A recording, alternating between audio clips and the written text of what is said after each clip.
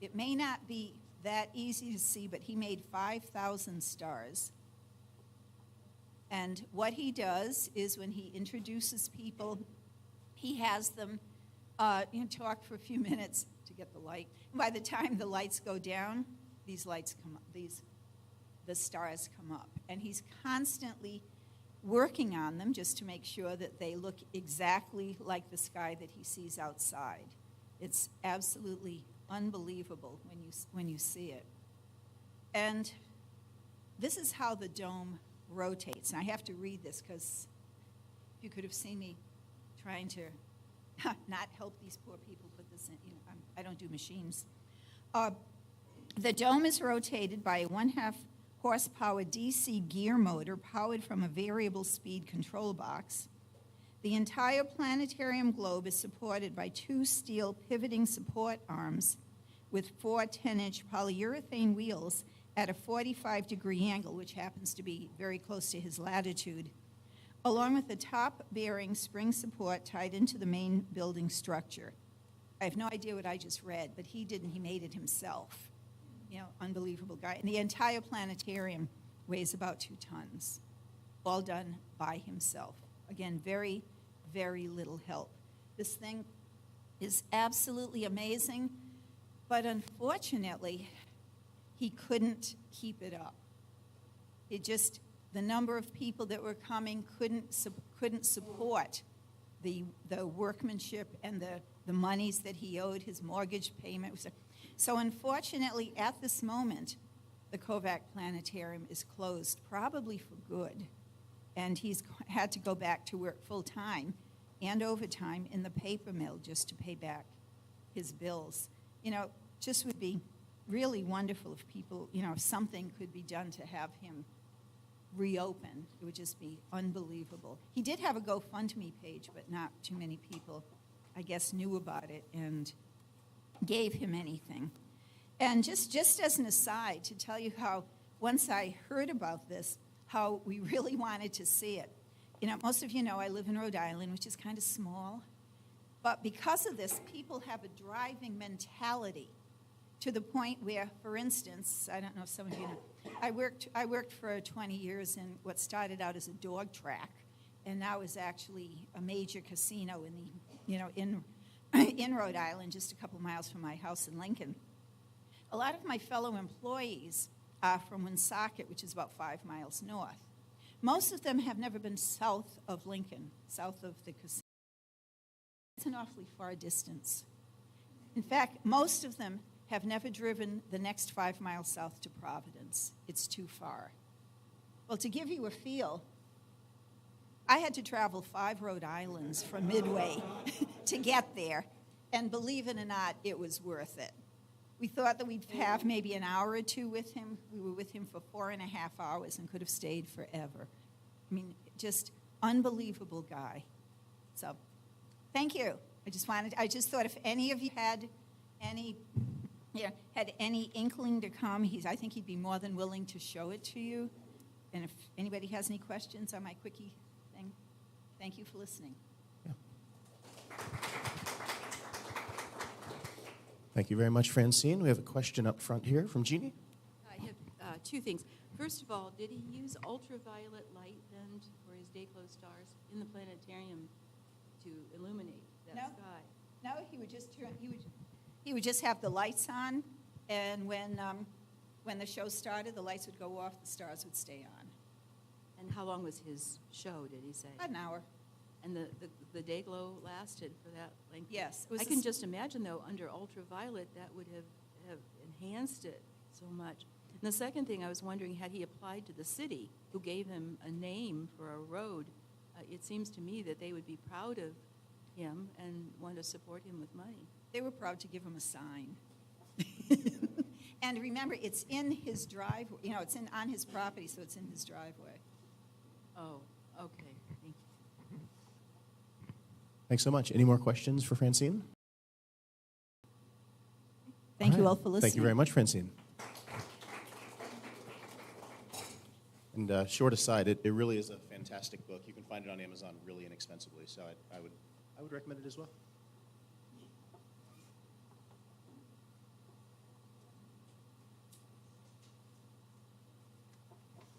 All right, up next we have a presentation from Martin Ratcliffe, who is, if you look around the room, you may notice is not here, but it will be presented for us today by Bart Benjamin.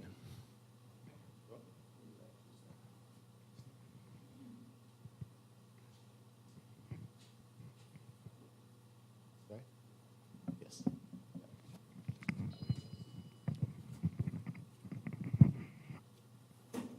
Good morning, all. Obviously, but he was unable to be here for the conference, and he asked me to present his paper. And this is basically a paper that combines South Africa with science history, observational astronomy, the planet Mars, and 21st century astrophotography, all in one paper.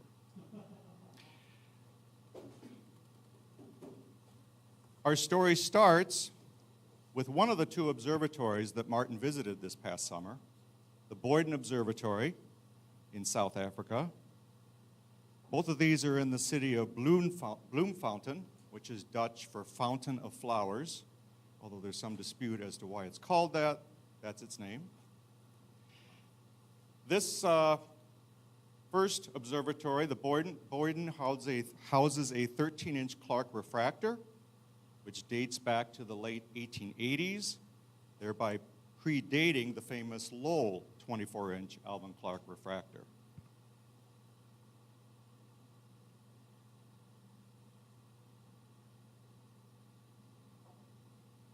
William Pickering, the director of the Harvard Observatory, purchased this using funds from a Draper Fund.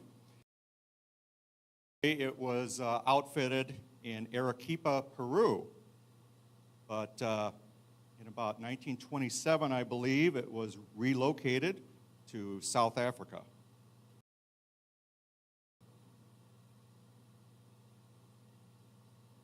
This is the 13-inch Clark refractor today. And Martin had a personal goal to view Mars at its perihelic opposition, which of course happens every 17 or 18 years, from the southern hemisphere. And of course the reason for that, most of us know as astronomers, that when it is at its perihelic opposition, it's very far south. So for us here in the northerners, it's low in the sky. But from South Africa, it's very high.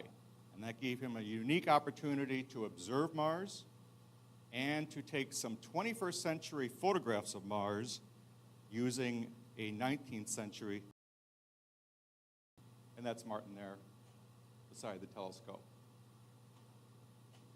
This 13-inch refractor, Alvan Clark refractor, had a history of its own. It was the first telescope ever to take black and white photographs of Mars. And these are actually glass plates, and they have multiple on each plate. So Martin is there holding one of the glass plates that dates from June of 1888.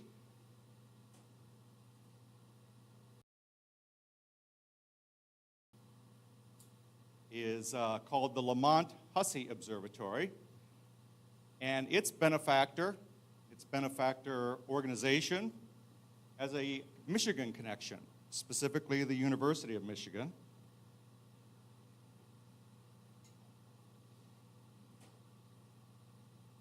And this is the actual camera that was used to take the first color photographs of Mars in the late 1930s by a man named Earl Slipher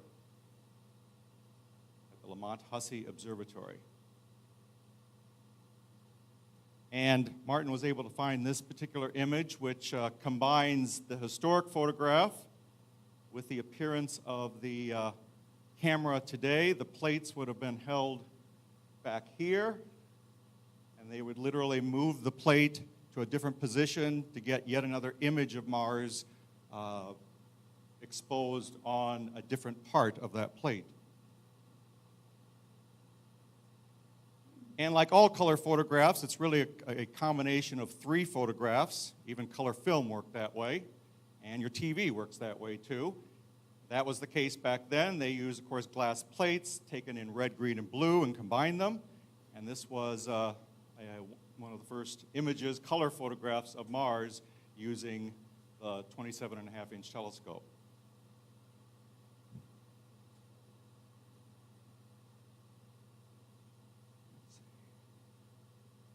The 27-inch telescope was dismantled in the 1970s, but pieces of it were found, refurbished, and are being re-exhibited at the front of the observatory. This is, of course, Martin posing next to the original telescope tube. They're in the process of mounting it more permanently when this picture was taken. And there's another Michigan connection because the original 27-inch lens from this telescope is at the University of Michigan, and this shows Patrick Seitzer of the University of Michigan with the director of the Boyden Observatory, Mady Hoffman, posing with that magnificent piece of glass used for so many years to image so many objects. There are a few of the classic photographs taken comparing Flagstaff images of the Lowell Observatory to those of the South African telescope.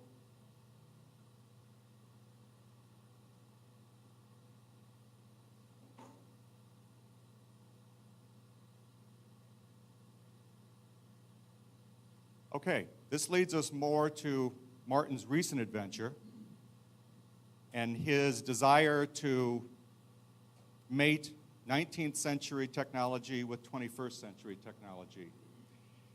Martin brought his advanced video camera to the telescope to capture video frames, which then he stacked and processed to create images of Mars that are far better than what professional observatories could do 20, 30, 40 years ago, and certainly better than what was done in the late 1800s. Unfortunately, Martin experienced a setback, not of his own making, in that Mars decided to have a dust storm starting in mid-June and going through most of July, which did hinder his abilities to get the best possible images, but Martin still worked hard to do it and got some great images nonetheless.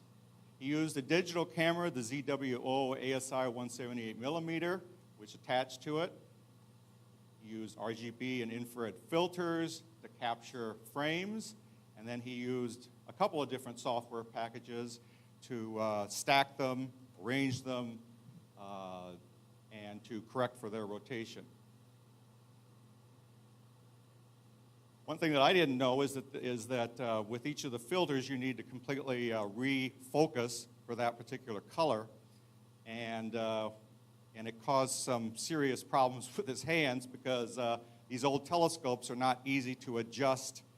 They're very tight and cumbersome, and combined with the cold temperatures, because it was winter down there during our summer, it caused some fatigue, but he soldiered through and got images nonetheless.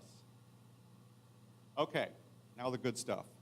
One advantage of having someone else read your paper for you is that you can gush about the images and not worry about losing your humility.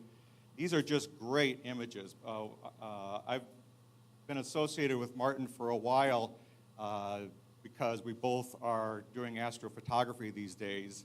I'm much more a beginner than he, and these are just great images. For those of you who don't know the basic process, you basically acquire hundreds and hundreds of still images, usually through video. So you're taking video, and then you're taking all those hundreds of images and digitally stacking them to correct noise and to correct the seeing, because of course we all look through a swimming pool of air, and people who train their eyes to see things, to see detail at an eyepiece, learn that they need to be patient and wait for those moments of clarity when all of a sudden the details pop out, and for an instant you see what you hope to see, but 80% of the time you can't see because of our atmosphere. Well, the same thing is done here, except it's the camera that's seeing it instead of your retina. So he captured all these images, throws out the bad ones, keeps the good ones, stacks them, and then processes them. And as you can see, amazing detail comes out. And this is during the dust storm. So if there were no dust storm, this would be even better than this.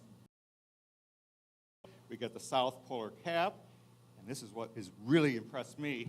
Olympus Mons actually poked its head out of the dust, much like the Empire State Building or the Sears Tower pokes out of ground fog in Chicago and New York, and he got that. So, very impressive. When he returned to the USA, he of course has his own telescope that he uses to collect his own images from Kansas and wherever he might travel to. And using a Celestron 14, he obtained images later which were even better than what he was able to get at South Africa because by then the dust had settled a little bit, and you can also see the differences between recording in red light, green light, blue light, and infrared light. And you can see that the detail was really starting to pop out of the Martian features. And pick up a book sometime, an astronomy book that was written in the 1960s, 70s, or 80s, and look at the best pictures of Mars that they usually put in those textbooks. And I think you'll appreciate how much better an amateur astronomer can do today compared to what the best observatories of the 1950s, 60s, 70s, and probably even 80s were able to do. It's really an impressive field, and it's something that I think we planetarians could probably benefit from to kind of keep up with what is going on in the amateur astronomy world, because some really exciting things are happening with imaging. And this, of course, is a beauty shot taken of the classic Boyden 13-inch refractor and the planet Mars. Don't you wish Mars would have been that high for us? That's why he went to the southern hemisphere, because it was high, the atmosphere was not as big a factor, and he got some wonderful.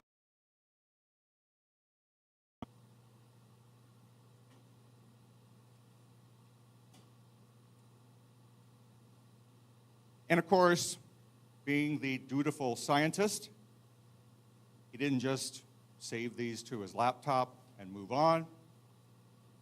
He submitted them so that his images of many other people throughout the world of this perihelic opposition 2018, he sent all to the British Astronomical Association, thereby improving our collective knowledge of Mars during this very favorable opposition. Okay, you can see the silver, very small. Oh, this thing has a laser pointer. Right there. And some of the colleagues that he met, his wife, Mady Hoffman. And just, I guess, to remind us this isn't Kansas anymore, a visitor nearby, the giraffe and the observatory, reminds us that this is indeed South Africa, beautiful country with beautiful landscapes, beautiful wildlife, beautiful skies, and of course the southern hemisphere skies that we northerners covet and wish to visit someday if we haven't already. A couple more pictures of the observatory, the huge dome rotation wheels. And the more you read about astronomical history and science history, you really appreciate the amount of work the observatory and the thought of moving from an observatory from Peru to South Africa and building, very impressive, even harder back in the 1800s than it would be today. Oh, and by the way, I forgot to mention that the what's it called?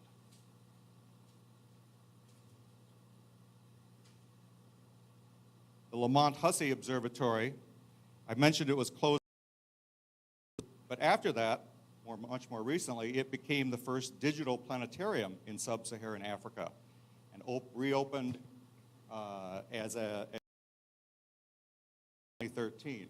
So the dome continues in a different aspect, but it continues to serve the public and serve the astronomical community in a different way as a planetarium. And of course, another beauty shot, Mars, Milky Way. Need I say more? Beautiful imaging. So, Bart, you are now into your 2-minute Oh. question period. perfect, because I'm also at my last slide. Okay, so you acknowledge enough to thank me for reading his paper, and I encourage you to contact Martin if you have any questions, if you want to know more. All of that, he's the one to ask. And if you ever want to enter the hobby of astronomical imaging, astrophotography, he's a really good resource to get you started. So please contact him. He's very helpful, and he knows a heck of a lot about the subject by doing it. So with that, I thank you very much, and I guess I can try. Thank you. Excellent. All right. Questions for Bart?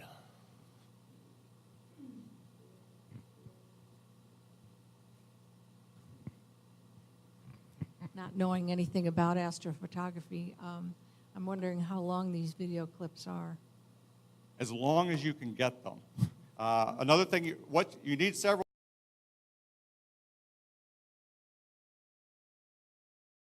Basically stay in the same spot. So you really need a good clock drive and good polar alignment to keep that clock drive to keep the image where it should be. But when I first started, I stacked maybe 200 images, and Martin commented to me that you need to probably do a little bit more than that. So some people are stacking 800, 1,000, 1,200. So really, you can almost stack as many as you want. Obviously, it takes longer.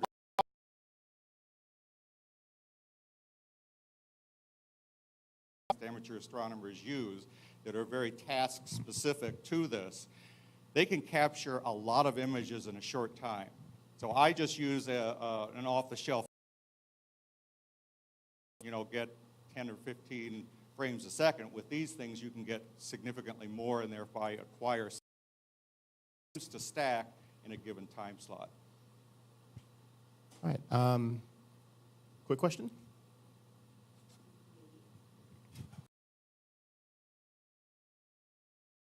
I stack images, but they're like the darks, the flats, they're stills. I haven't tried video before. So if I'm going,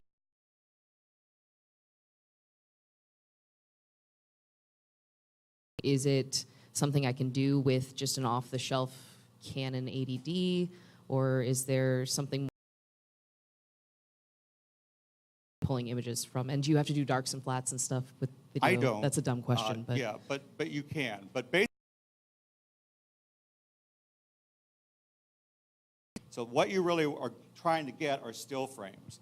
Video is just a series of still frames per second. So basically, you're getting 30 frames a second. And then with software, you can transform what we normally think of as a video file to just a series of several hundred still frames. So really, video is just an easier way to capture. You have a micro four thirds camera. You can do that with a digital single lens reflex. Any camera today, I think any camera today, can take video, HD usually, and some of the newer ones are coming out with 4K.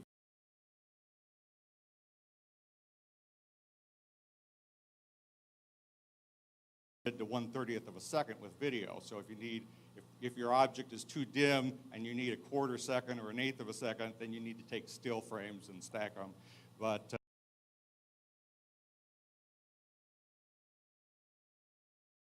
faster, then video works great because you just set the video, record, and then later on you deal with it at the computer. Thank you. All right, thanks so much, Bart, and Martin as well. That's going to wrap up our time for that one.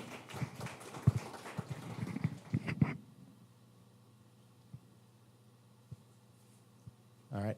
Up next, we have from the Michigan Science Center, Paulette Epstein, for the first of 2 presentations.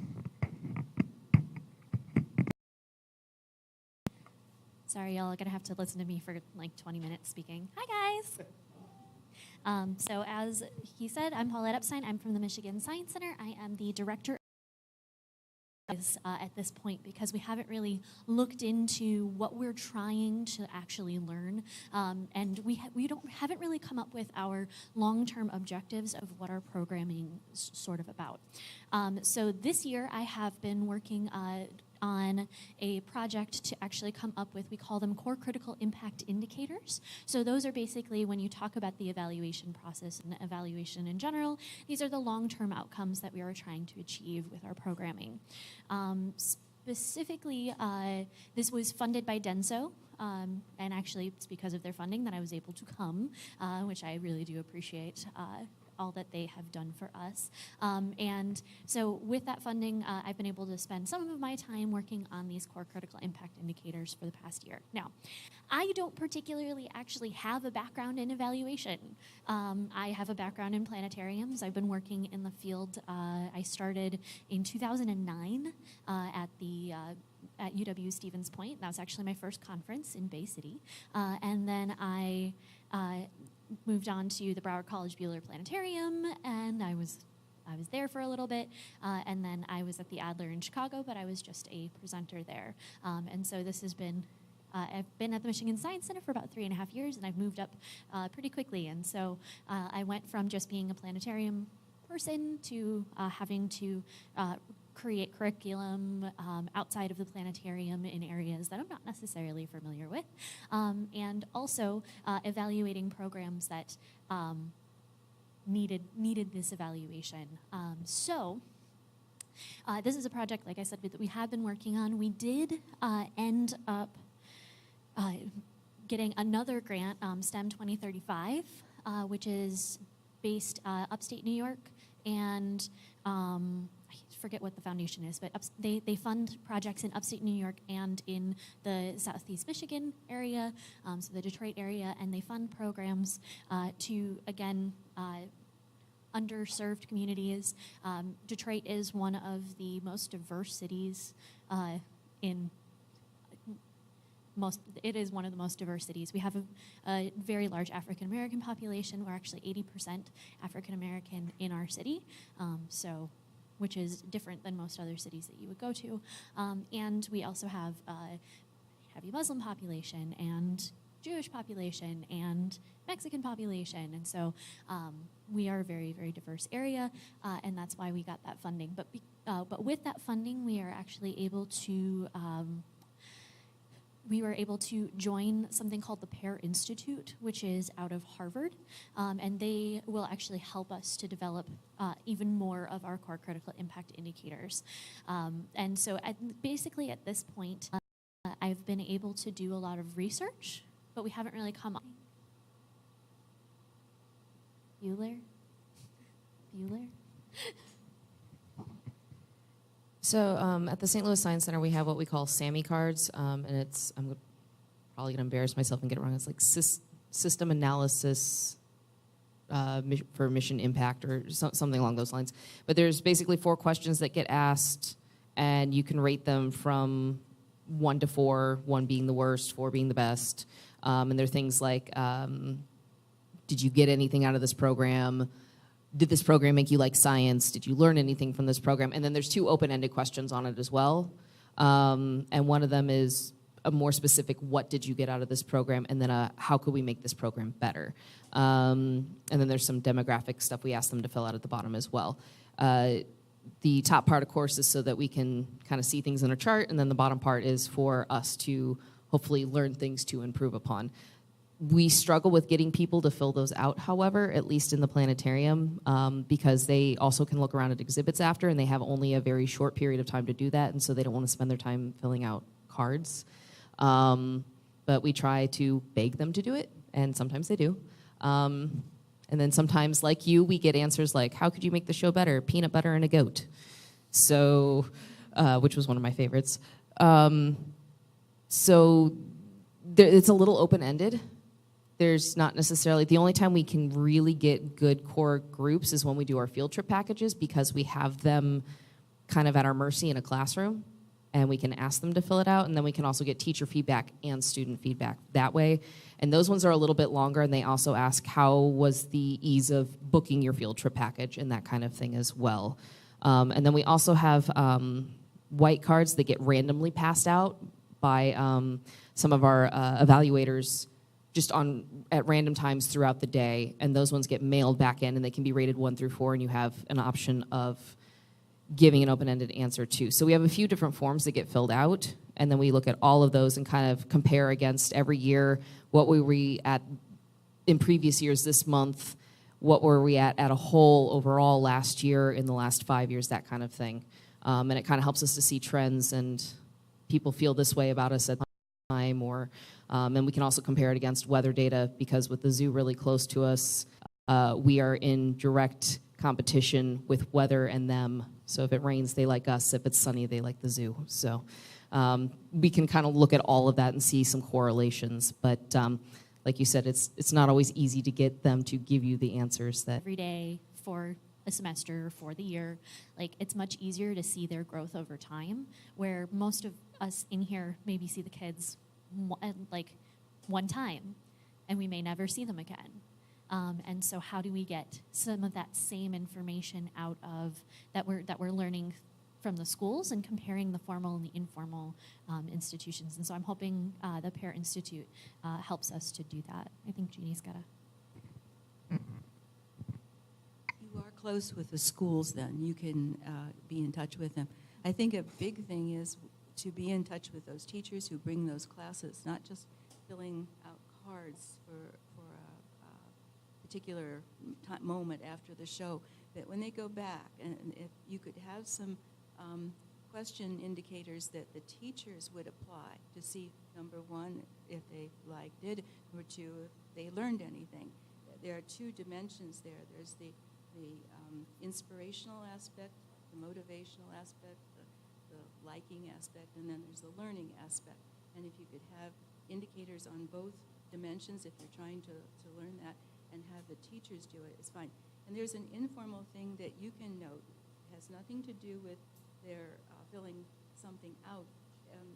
Just as they leave, note the expressions on their face. Note if they thank you. Note if they say, gee, that was great, wow. You know, those are things that are good indicators too, besides the written word, I think. Yeah, there's actually a couple of different ways to do the evaluation process. One of them is to do the surveys and the cards and everything like that. Another way is to do observations. So you watch people while they're interacting with exhibits. You watch people while they're coming out of the show, all of that. And you make those observations, and you have specific questions that you answer with those. And then there's beanpole surveys. So like as people are leaving the planetarium, we've actually thought about making a little kiosk with buttons like 1 through 5, and it's like how much did you like the show, or something like that. So you get a quick response, and actually you're more likely to get a response than having to fill out those survey cards. And so as long as you're sort of hitting several different areas. There's also the follow-up surveys that are online, and that's actually something that we've looked at doing, because we've looked at doing the follow-up surveys online because we have a CRM, so that's really great, customer relations management software.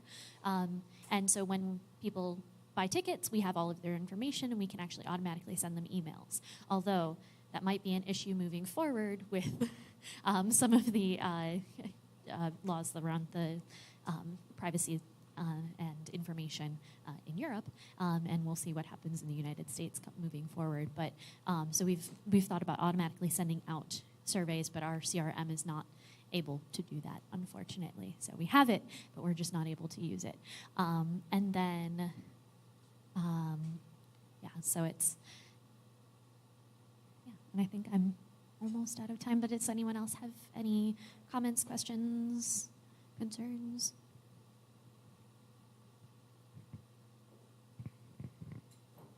because I'm just eating into my own time. So, I'm curious, so I know you have the school that's attached to the Science Center, and I'm wondering, would it be possible or within the scope of the project to maybe pick a teacher or two at the same level or varying levels and do pre, during, and post activities with them and have? so we've thought about it and we've done stuff like that in the past. It depends on the teachers that are there. It depends on the administration that they have at the time. Right now, they are a Detroit Public School Community District school. They were a charter school before, I think, last year. And so, like, when they were a charter school, it was much easier to do stuff like that. But now that they're part of the Detroit community, or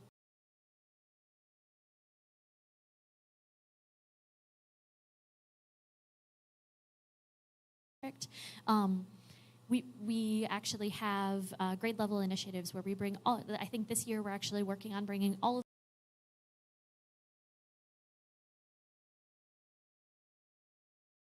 to prep them for testing, all of that stuff. The problem that we find is like administration is super on board, so they have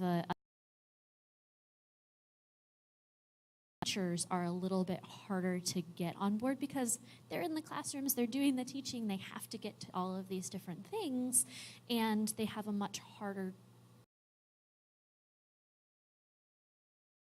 The administration doesn't quite get that, so we've had to work with both the teachers and the administration to figure out how we do that in the future. And we did M-STEP programming, so that's the state testing in Michigan, and with the M-STEP programming, we were actually able to see a little bit of a change. The Detroit Public Schools actually did a little bit better on their M-STEP than they did the year before when we were doing that prep programming. But it's still not good enough because this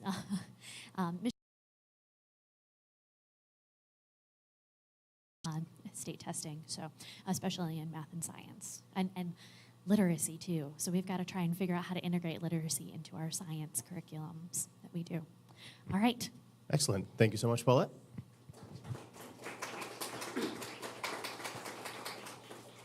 Up next from the Michigan Science Center, I'd like to introduce Paulette Epstein. Hi, guys. So another project that I worked on last year, this was also grant funded thanks to the Michigan Space Grant Consortium. The Michigan Space Grant Consortium is the Michigan sort of local thing that we reach out to get funding through, that we reach out to get NASA funding, basically. So they fund programs anywhere from $5,000 to $20,000, and most of those programs are outreach specific.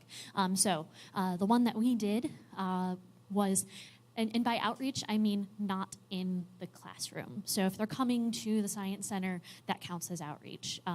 If they are actually just working with kids in general, so NASA's outreach and our outreach is a little bit different. We do have an outreach program where we go out to schools and we do programs, and actually that's what we did with this one. So this is the Red Planet Pioneers Mission to Mars, and with this program, it was an after-school program that we piloted with one of the local schools. So before we kind of took it over, and the teacher came to us and was like, I'm getting ready to retire. And she wanted us to help to continue that program.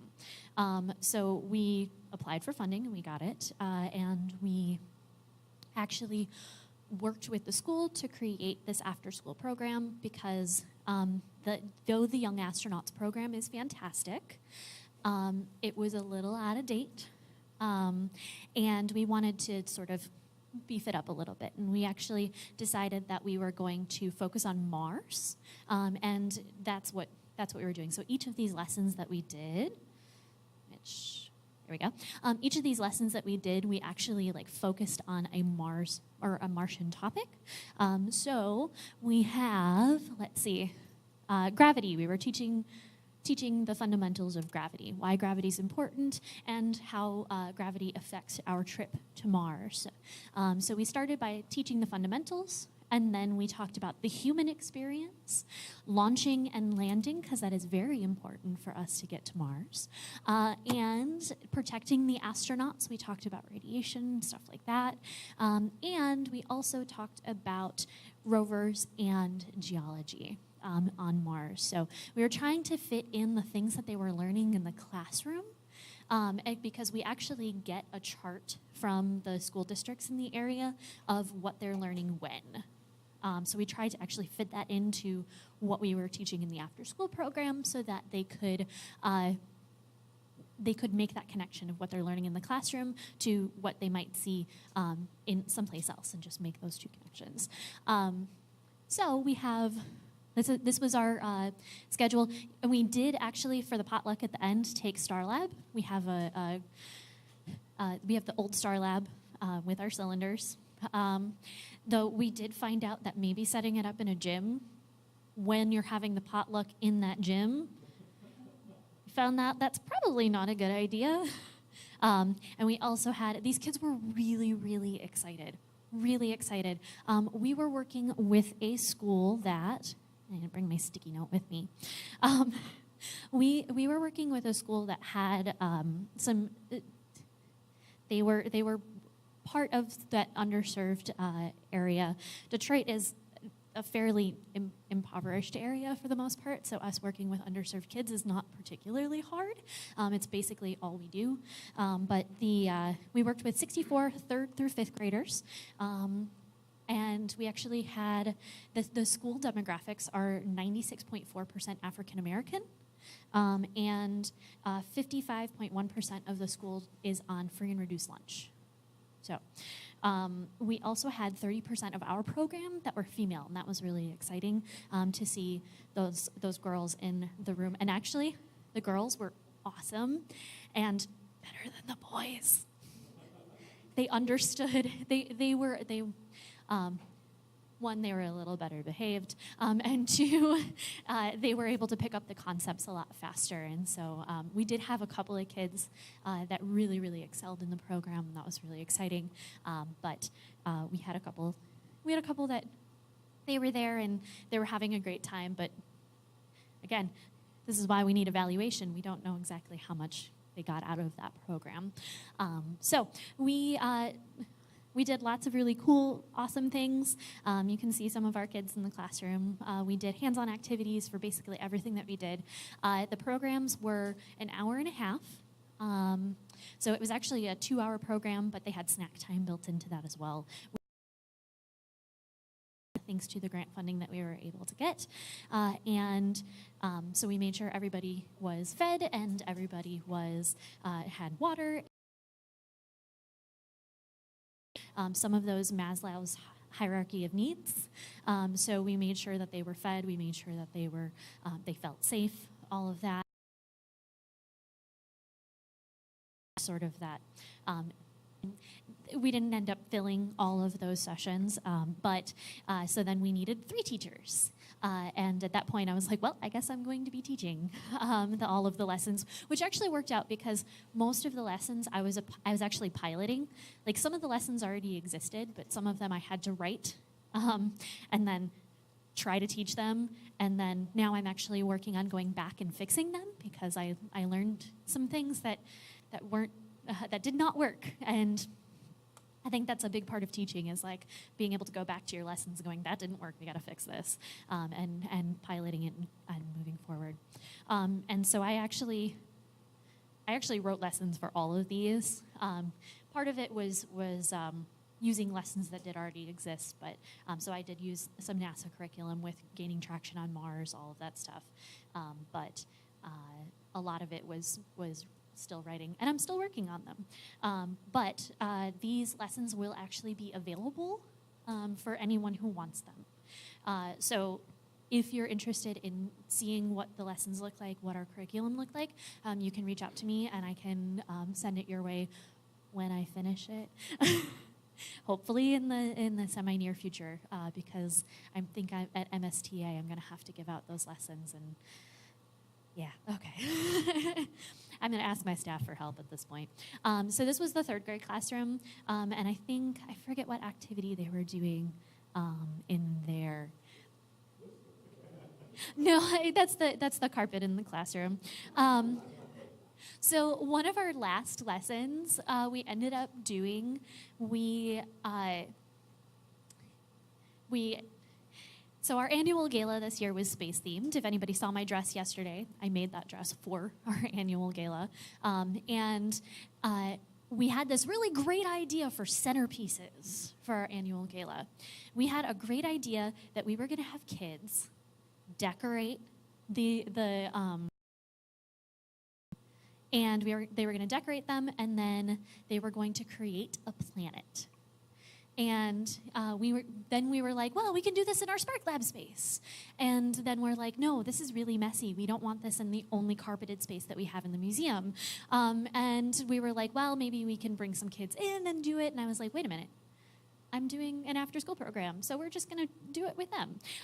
And this is them painting the inside of the fish bowls. The company that gave us the stuff to decorate them, for some reason, gave us oil-based paint, which I really appreciate. Yeah, I had a few words with them after that, and I had no idea they were oil-based until I got there, and then they were already painting, and luckily, this child's mother had a really great sense of humor. So he was covered in paint, and he was a little concerned because it was not washing off. It was not washing off, and I was like, no, it's okay. It'll come off in a week or so. It just might take a while. But it was actually a really great activity, and then we were able to share that with our donors and at our annual gala, and the kids came up with some really, really creative ideas. We also had our end of year thing. This was at the picnic or the thing that we had, and so we gave them all the awards, and they had a really great time. We really impacted these kids, I feel, and it was really exciting. The best part of the whole thing was that the 5th graders got to make rockets. So at the end of the year, this was not one of the sessions, at the end of the year, they got to launch the rockets. We worked with our local 4-H, and were able to launch them, and it was a lot of fun. Everybody's rocket went up. Nobody's rocket exploded on the platform, which is better than the Boy Scouts that I used to teach when I was at UW-Stevens Point. So we had a really great time with this program, and unfortunately, after the funding ran out for the 1 year, we were not able to continue the program at that school, but we do have the materials so that they can teach volunteers and stuff like that to facilitate that programming in the future, but they just need somebody who's willing to pick that up. And I think that's all of my time. But here's my information. If you guys want more information, if you have questions, anything like that, feel free to email me. I also have business cards if anybody would like them. And yeah. Awesome. Thanks so much, Paulette. All right, well, we are down to the final presentation in paper session 3B. Our presenter will be Nick Hoffman from Clark, a.k.a. GLPA West.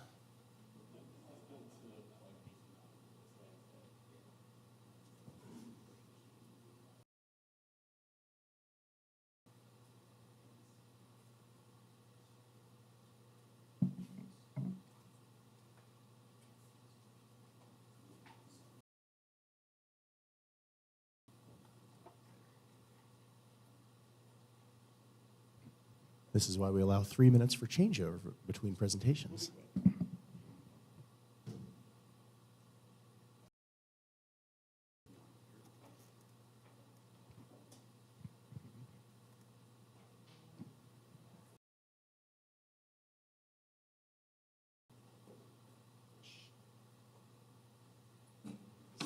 Is this the mic to use? Okay, we're going to raise this up just a little bit. All right, so hopefully last but not least, I'll probably go relatively quickly since we are the very last presenter. So my name is Nick Hoffman. I'm at the Clark Planetarium, and I work in the education department. And I want to give you guys a version of a presentation that was done at the CPWAG conference. This was done by my supervisor project. There were a lot of changes and updates to our exhibits. And then tell you about some of the, because that project was several years ago, tell you about some of the results that we've seen in the intervening time. So, let's see. Maybe yes on the clicker, maybe no. There we go. So just some information on our institution. The planetarium was initially founded in 1965 in Salt Lake. It was the Hansen Planetarium back then. Over the years, the facility had aged, and in 2003, we moved into a new building, the Clark Planetarium. It was a very big project, lots of successes there, but that was also 15 years ago now. So over the time since 2003, even in issues that had arisen, some major factors had led to a decline in attendance. And so the main issues, there was a growing homelessness problem in Salt Lake City, and we were located pretty close to the shelters, and so some of that was affecting us. There was a significant drug problem associated with the homelessness issue in the area. And then just age. It had been a significant number of years. The building was aging. The exhibits were aging. So it was time for some changes. Some additional information as far as just the facility itself. We've got a 55-foot dome theater. We have an IMAX theater that seats 200 some. We've got a Science on a Sphere presentation area, and then about 11,000 square feet of exhibit space. Attendance had declined significantly. In 2009, approximate annual attendance was about 400. About 2015 area, 2014, to about 300,000. So there was a significant decline that we were trying to address. Some extra background information, the IMAX. The IMAX was a very big deal from 2003 to 2012. And over that period, there had been a number of other IMAX theaters that had been built within the kind of like a 20-mile radius. And that led to a decline in ticket sales, which had been a major revenue driver. And of course, membership concessions, those were also tied in to IMAX revenue.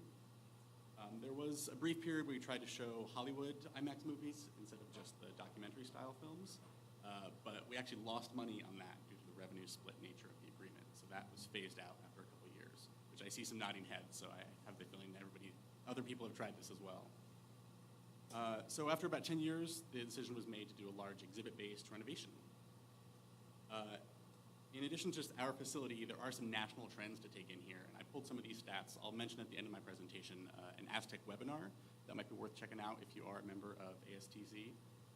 In the last 10 years, there are fewer families with children by about 10%, and that's projected to continue in the next few years, down another 5%. So many of us have a primary audience that does include youth, and so that is a significant trend. Fewer families with children, fewer children in general in some population centers. And then there is just some general reduced trust and valuation of science centers. And these are also probably some statistics you may be aware of. And again, I'll reference that webinar again later on. And that stat is just for the United States alone. I should reference that. Doesn't include worldwide trends. So when you're in this situation, what are your options? You can settle for the fact that there are fewer people to visit your institution. You can update your programs. You try to grow your market.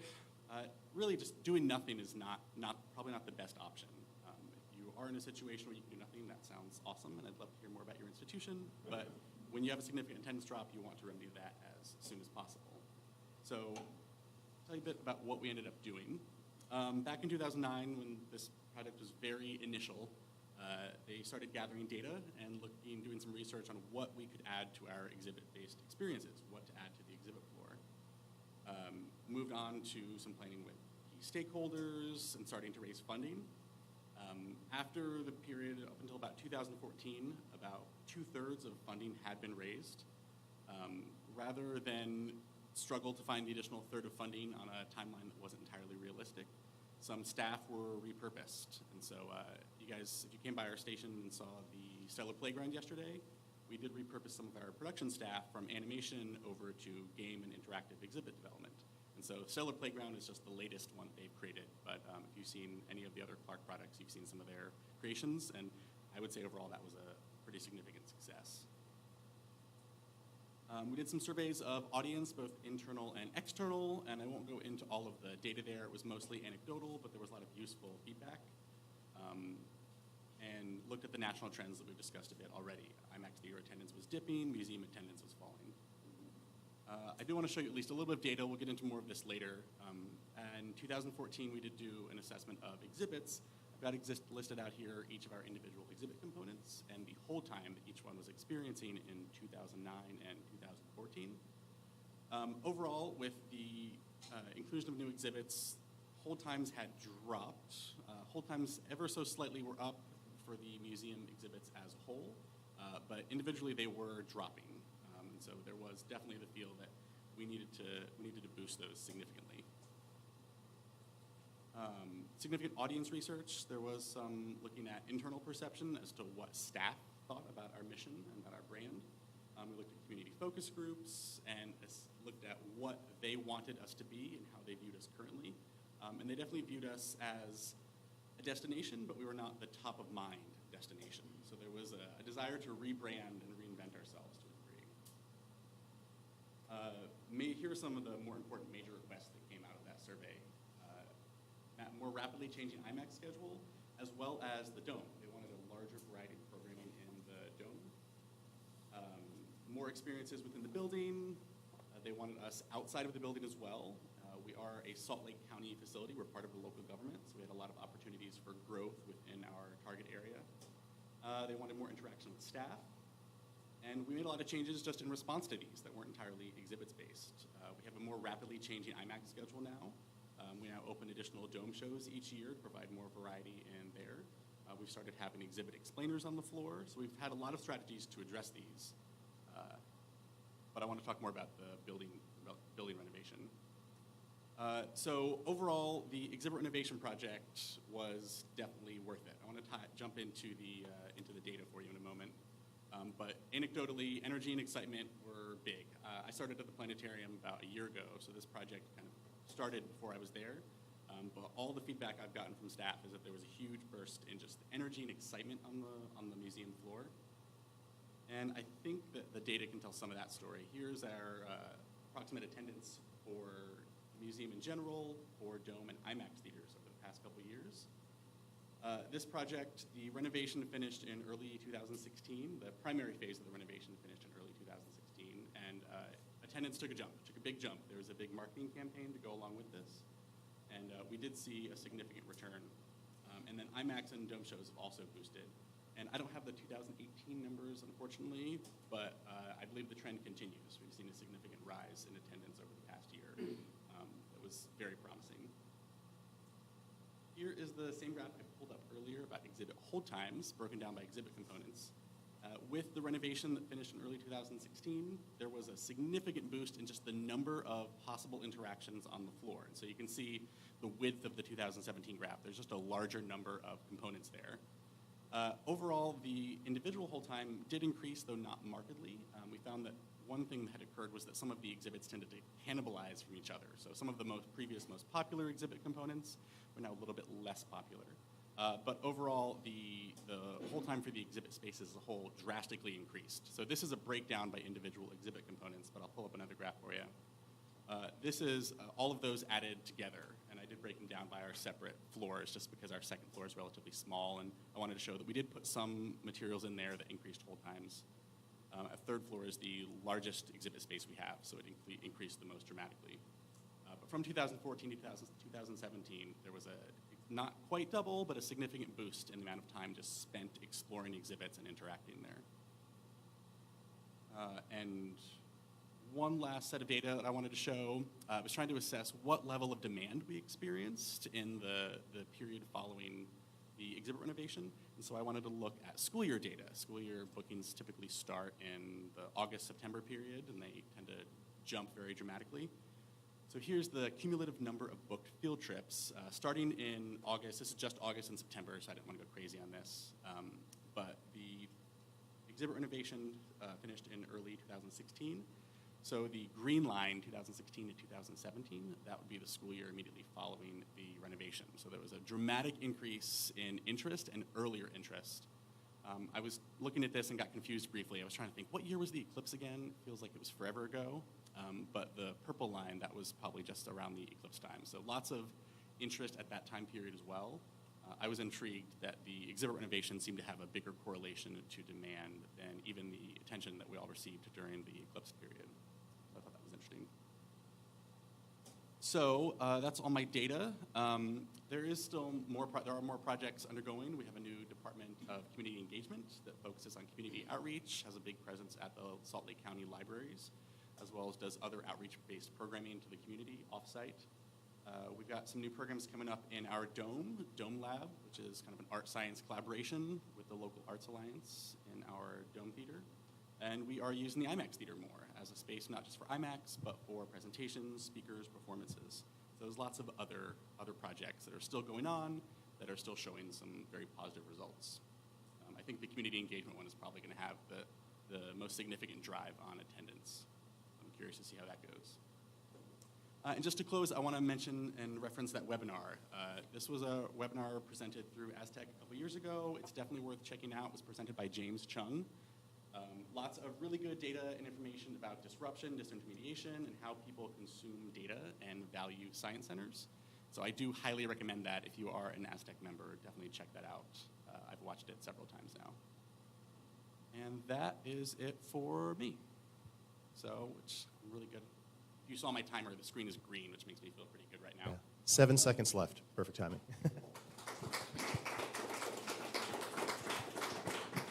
All right, thanks so much, Nick. So we do have 2 minutes for questions. If anybody has questions for Nick Yeah, about... happy to try and answer questions on that process if I can, and if not, one of my coworkers who's been at Clark longer is here, so I'm just going to make him do stuff.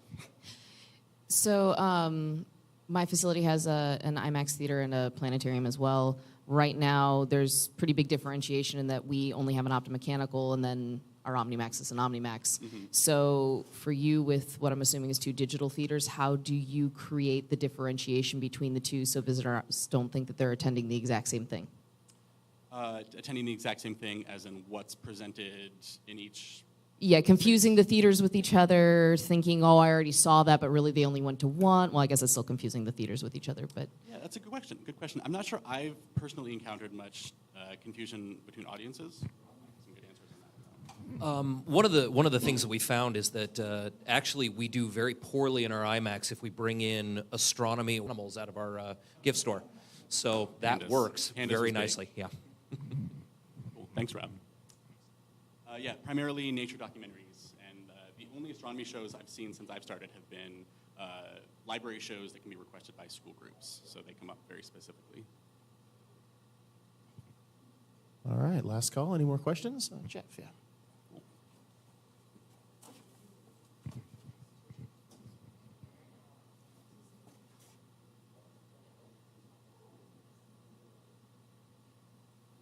All right.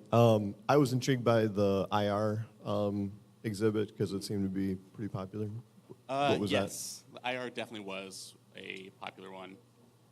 I think it pops up in this one. It's your standard infrared camera with display. I will say one of the nice twists that I've enjoyed from it is that Clark does have some heated and cooled pads that guests can use to heat their hand and put cold symbols on their hands just to view with.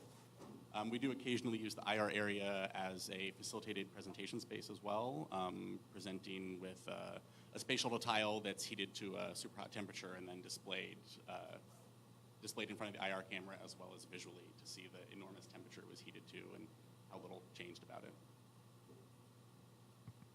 All right, well, thanks so much, Nick. Can we get another round of applause for Nick and all of our presenters here in 3B? So there's currently a drink break going on in the planetarium lobby until 12:15, and then we have invited speakers in the dome at 12:15. Or 11:15, that's right.